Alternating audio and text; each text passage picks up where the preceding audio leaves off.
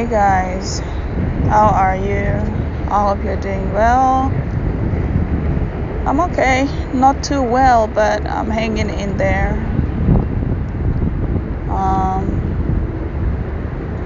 In a couple of my videos, I mentioned how bad my waist pain was and how much I was trying to cope and all that.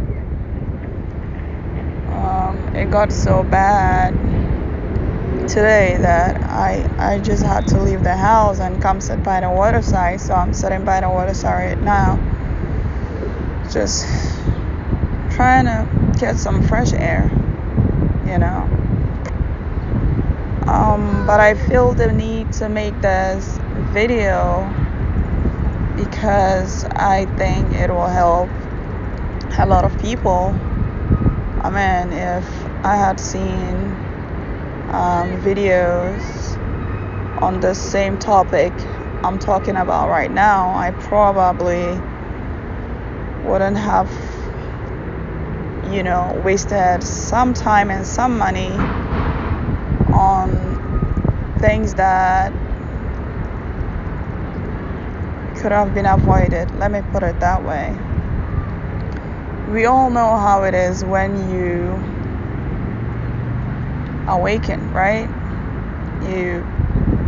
It's like you had been sleeping your whole life. You suddenly feel like you need answers to what is happening to you, and then you try to make sense of it, but there are no answers, and so you have to dig as much as possible to see where or from whom you can get answers, be it through books or the internet or just direct contact with people can be able to help you.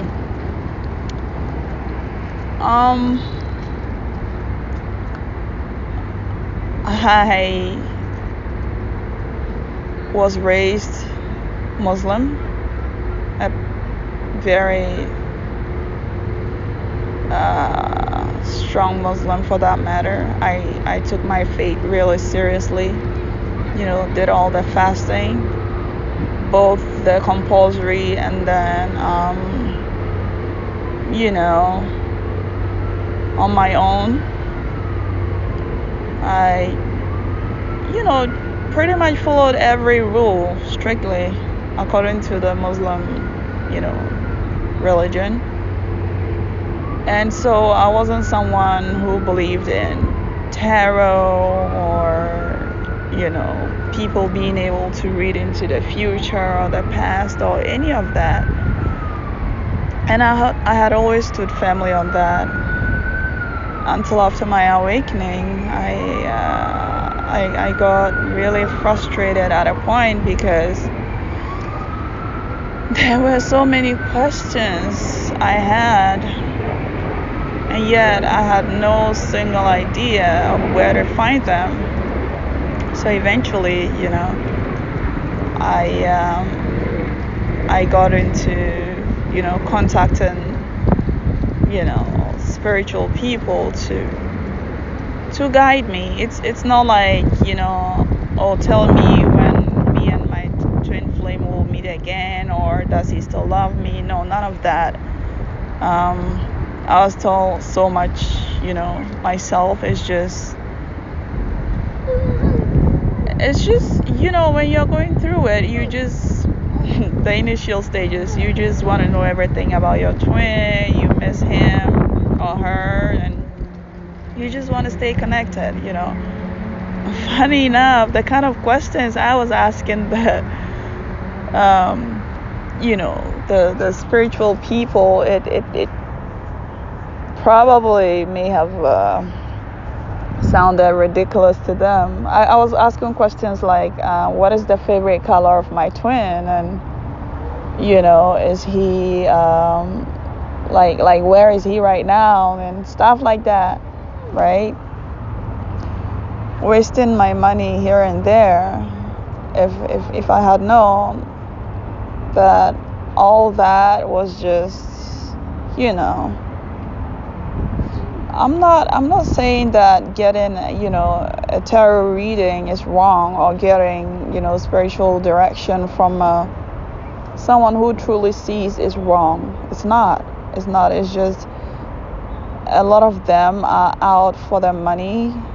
They just see a business in it, and that's what they out for.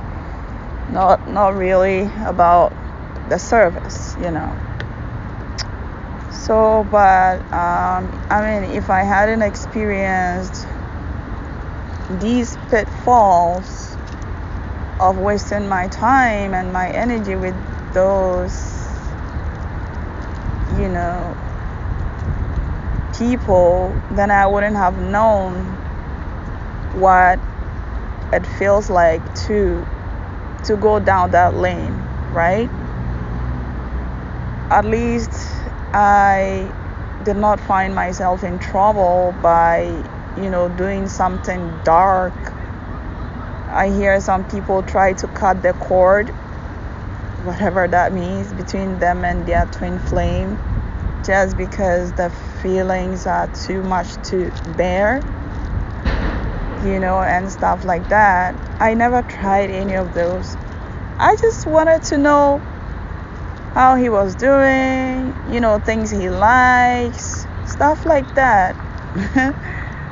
It's funny, but yeah, that's all I wanted to know about him. Like I've said in several videos of mine, I only know his name and the way he looks. Even his name, I didn't get it from him. He was too proud, or should I say too shy, to tell me his name. And so was I. I was too shy and too proud to ask for his name when we had our initial meeting. So yeah, we got to know our names from people around us, not directly, from ourselves. But this is a serious topic. I'm laughing about it, but it's a really serious topic, because I have seen and heard the negative aspect of what, going into darkness along the spiritual path has done to some people. People from all walks of life are on the internet. All kinds of people. The good, the bad, the ugly, the ugliest, the dirty, the evil, the good, the angels. There are all kinds of people on the internet, right? And because it's not a face-to-face place where you can, directly contact a person, even sometimes when you meet someone face-to-face, it's not all the time that you can tell the kind of person they are. Some people are really good at masking themselves. They are so used to being ingenuine that if you would have to be like a hardcore spiritual warrior to be able to tell that they are not being genuine. So yeah, but some people, when you are waking and you watch all these videos on YouTube telling you how to awaken your third eye, how to astral travel, stuff like that, those videos advertise that, but may not include the dangers associated with doing such, trying such spiritual stunts. I remember when I awakened and I was, going through videos on YouTube, I came along a young Indian girl. She had awakened, and I believe she forcefully opened her third eye. And just by the look of her, on her video, I felt sorry for her. Like she said she couldn't sleep. Like she hadn't slept in months. Months. Like she couldn't sleep. She if she closed her eyes, she saw like ghosts and other spirits. If she opened them, she still saw them. She was frightened most of the time, you know. And in my head, I'm like, okay, to go through all these troubles, I'd rather just wait and get everything organically. Like, most of my life, I've done things naturally. Like, I've naturally always left things to God to take care of. You know, I didn't awaken myself. I was awakened by Him. So if the time comes for my third eye to awaken, or for me to astral travel, or whatever, He will take care of that for me. Why do I need to, you know, want to be in a hurry to, I don't know, to add more power, should I say? It's not even power, like more abilities. Yeah. More abilities to my, more abilities when I haven't, gotten there yet, right? It's like jumping right from kindergarten to Harvard, the hardest of all schools, right? I haven't been to Harvard, but people who have been there say it's hardcore, literally, like it's hard, right? But it's like jumping from kindergarten to the university. And we know that's a recipe for disaster, right? Even when you've been through middle school and high school and go to university, how easy is it than for you to just jump from kindergarten to university? There's a reason why we go through stages in everything in life, right? It is to prepare you. It is to get you ready mentally, physically, emotionally, spiritually, to gain the wisdom, the knowledge, to know how to navigate your ways in and out in whatever field or path you are taking, right? So people should take caution and be very careful as to where they go to enhance their abilities, because most of the spiritual workers out there are only out for money, and they will promise you heaven on earth, but all they are interested in is their money. Believe me, most of them who claim to have such abilities, believe me, your abilities probably more than outweigh theirs.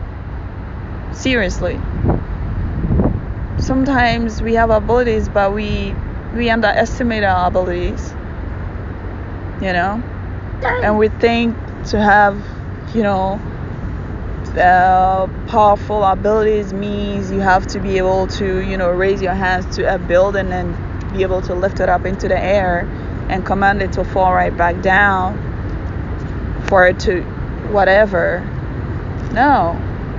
Seriously, abilities are very simple. They are natural things that you have. Sometimes you are born with them, sometimes they develop over time. So you have to be patient and willing. Patience is everything. Spiritual awakening does not care who you are. It doesn't care if you're rich, doesn't care if you're poor, if you're tall, short, dark skin, light skin, white, black, Asian, whatever caliber of person you are, it will whip your ass and break you down. These waist pains I've been complaining about,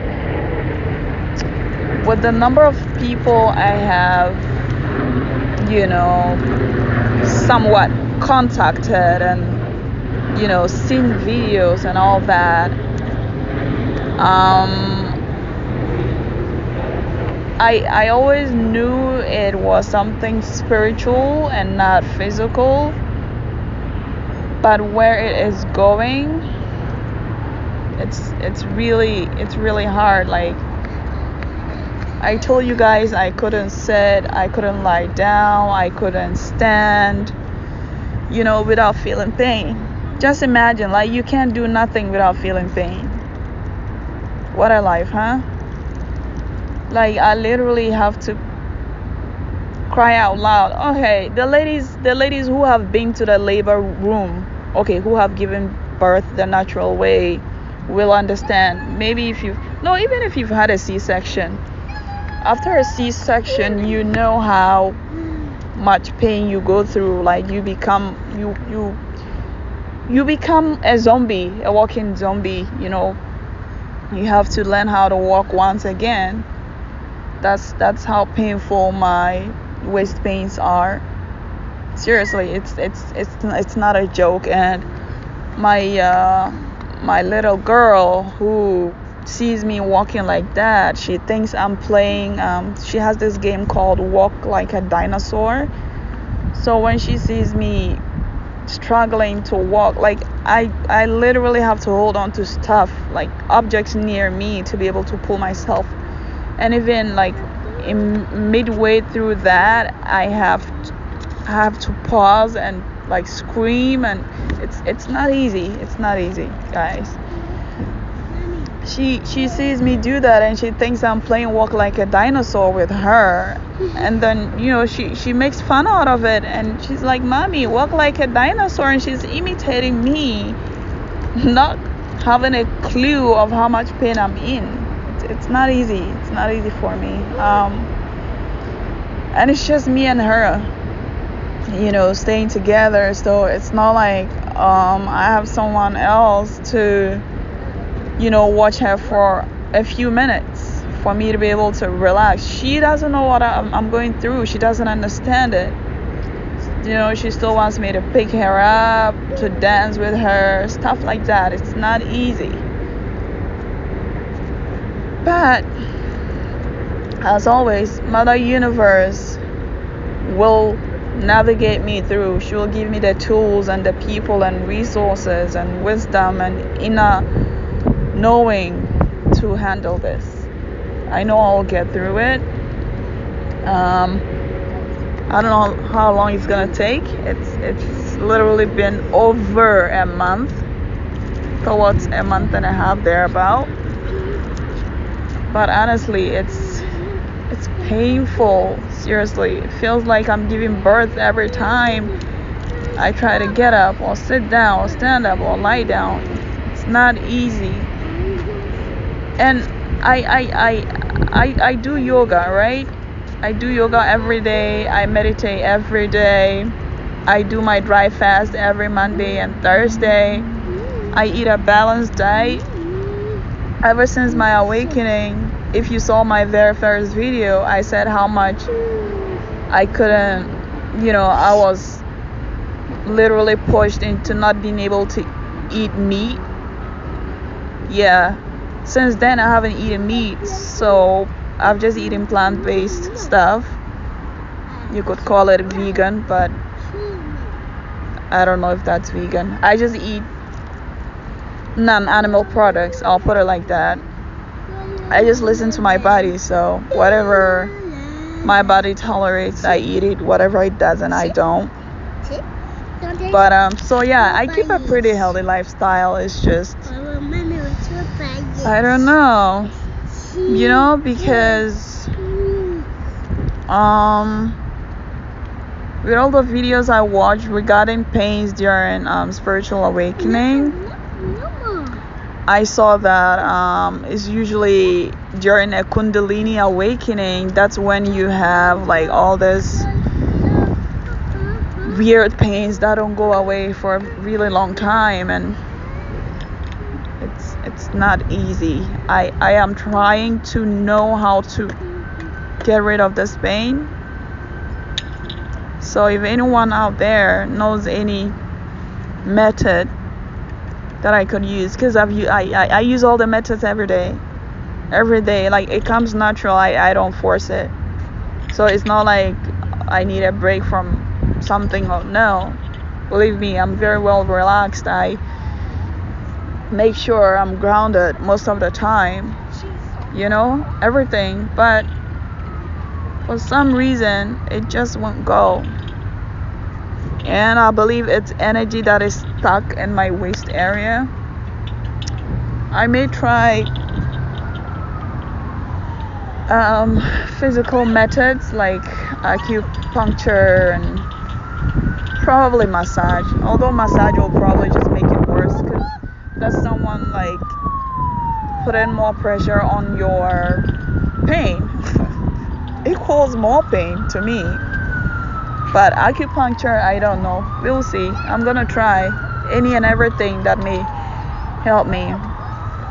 So please, if anyone knows of anything I can do to make myself feel better during this stage of my journey, please help. I am literally dying. That's how I feel. It's not easy. Okay, I'm gonna leave it here and probably stick around for a few more minutes and then make my way back home. Thank you guys. I appreciate you spending time with me outside here, and have a blessed one. Namaste.